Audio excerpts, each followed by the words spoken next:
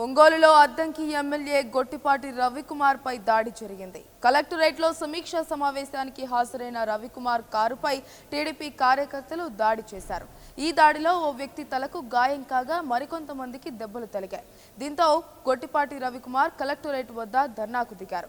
TDP నేతలు తనను హత్య చేయడానికి ప్రయత్నిస్తున్నారని, ఇప్పటికే 3 సార్లు తమపై దాడి చేశారని ఆగ్రహం వ్యక్తం చేశారు. ఎమ్మెల్యే గొట్టిపాటి రవికుమార్ పై దాడి విషయం తెలుసుకున్న ఆయన సోదరుడు ప్రకాశం జిల్లా యువజన వైసీపీ అధ్యక్షుడు గొట్టిపాటి భరత్ కుమార్ టీడీపీ శ్రేణులపై ఆగ్రహం వ్యక్తం చేశారు. కరణం బలరాం అనుచరులే దాడికి దిగారని ఆయన ఆరోపించారు. ఎమ్మెల్యేపై దాడి చేసిన పోలీసులు తీవ్ర నిర్లక్ష్యంగా వ్యవహరించారని మండిపడ్డారు.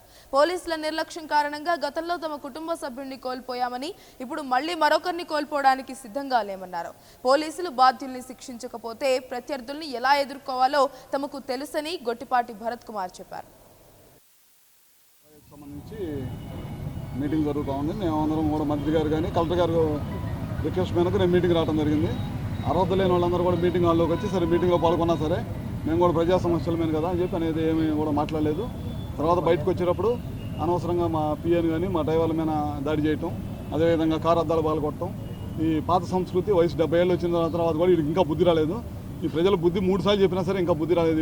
వీడికి ఎప్పుడు బుద్ధి చెబుతారో కూడా ప్రజలే మళ్ళీ నిర్ణయించుకుంటారు.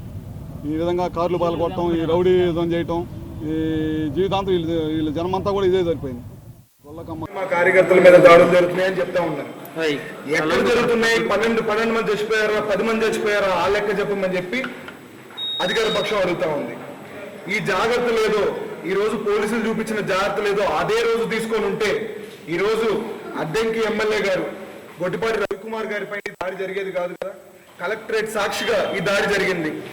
దీనిపైన ఏంటి అని చెప్పి మనం ధర్నాకు కూర్చుంటే పోలీసులు సహకరించండి, దయచేసి సహకరించండి అని చెప్పి లేకపోతున్నాం.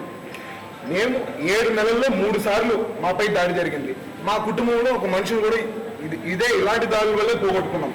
ఇంకా మేము అలాంటి పరిస్థితులకి సిద్ధంగా లేవు. ఒకటి చెప్తా ఉన్నాం, మీరు చర్యలు తీసుకుంటారా లేకపోతే మమ్మల్ని తీసుకోమంటారా అని చెప్పి నేను